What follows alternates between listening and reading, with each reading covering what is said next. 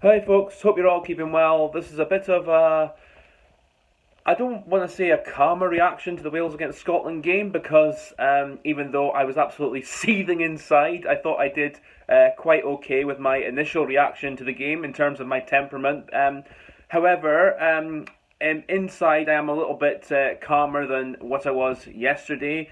Another game where we just absolutely bottle it. And if we want to be considered a serious team for any championship, we have to learn to win back-to-back games from our opening two games. It is really, really that simple. I don't think we've done that ever since 1996, as far as I know. If there's anyone who can correct me there, feel free to leave it in the comments. But that is the last time we actually won two consecutive games at the start of the Six Nations Championship, although back then it was, of course, the Five Nations Championship. But anyway, the game itself, I wasn't actually terribly disappointed with the first half, other than our discipline in our own 22, and we gave away silly penalties there, which kept Wales in the game, because I thought we were mostly the better team in the first half. And there was a few times as well where we tried to be a bit too clever with the ball. At times, Finn Russell tried to do like the sort of looking pass when it wasn't really on. And there was a couple other times where we wasted possession more than we could have done. But the time we did actually keep the ball and go through the phases in that first half, which was very good, was when we got the try from Darcy Graham. Now, as I said in my live stream I did with Brandon Smith of BS Rugby, as I said during his thing, we agreed Louis Rees-Zammit could have gone a bit lower with his tackle on Darcy Graham and gone to try and take out his legs and push him towards the touchline. It doesn't guarantee he would have stopped the try, of course, because I think Graham could have possibly still dabbed it down in time. But anyway, the try was a good try, and after that, the times we did build through the phases, we then just seemed to lose patience, because that was the one time we kept our patience with it, and that's kind of baffling. But we were also helped by Wales giving away a couple of silly penalties. Wales got their try in the first half through Thomas Francis off a drive-in maul, and this was after exerted pressure where we had given away one too many penalties. One could argue Darcy Graham was maybe lucky-ish not to go to the sin bin for that tackle on Owen Watkins, because he did lift him above the horizontal. But the thing is, Watkins landed on his back, so in my view, that's a penalty. If he'd landed the shoulders or above the tops of the shoulders, then you would be looking at card territory. Obviously, red card territory if it's anywhere above the tops of the shoulders and above. If it's maybe just a little bit below that, then possibly yellow card. But anyway, the Wales got the penalty, and then Thomas Francis scored off the driving maul. Fair play to him, his second try for Wales, but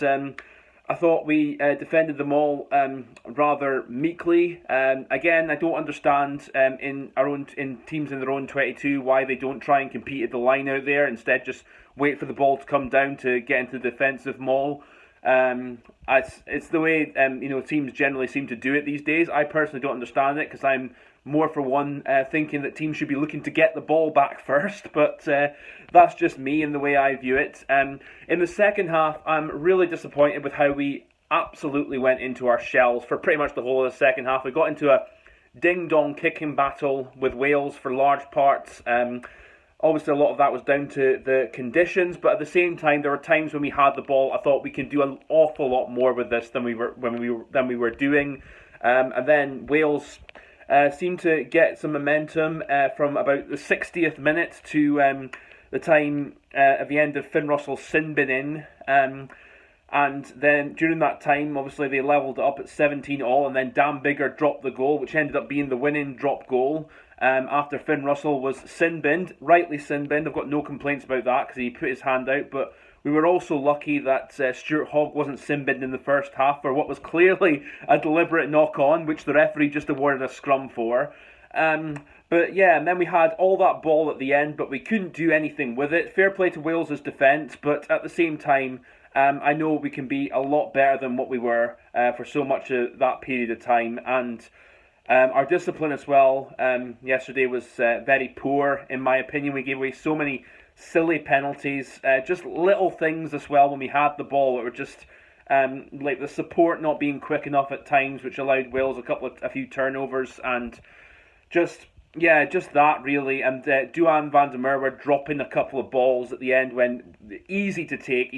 At the end you just keep them in hand, and then obviously Gregor Townsend gave him the shepherd's crook after those 2 drops, but still just very basic errors and very, very disappointing. And I'm just kind of sick of this because you've seen it for years. I mean, everyone's been watching Scotland and supporting Scotland for years. Just sees it.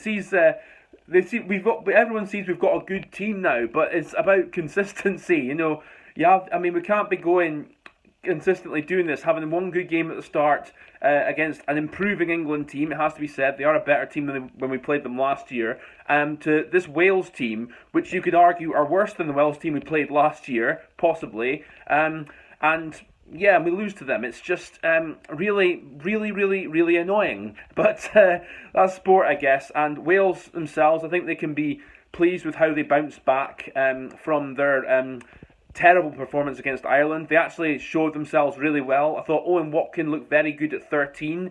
Looks a lot more settled than Josh Adams did last week. I thought Dan Biggar, even though he spent most of the match hobbling on a bad leg, it looked like, had an excellent game and kicked the winning drop goal, of course. He would have been my man of the match. No, Ryan Elias got it, but I would have given it to Biggar. Jack Morgan had a very good debut, especially with ball in hand. I thought he looked very effective. Anyone else that really stood out for Wales? A few. Thomas Francis, obviously the try scorer. I thought he had a pretty good game as well. But on the whole, I think Wales just about deserved it on the second half alone. It was a very seesaw first half, but fair play to Wales.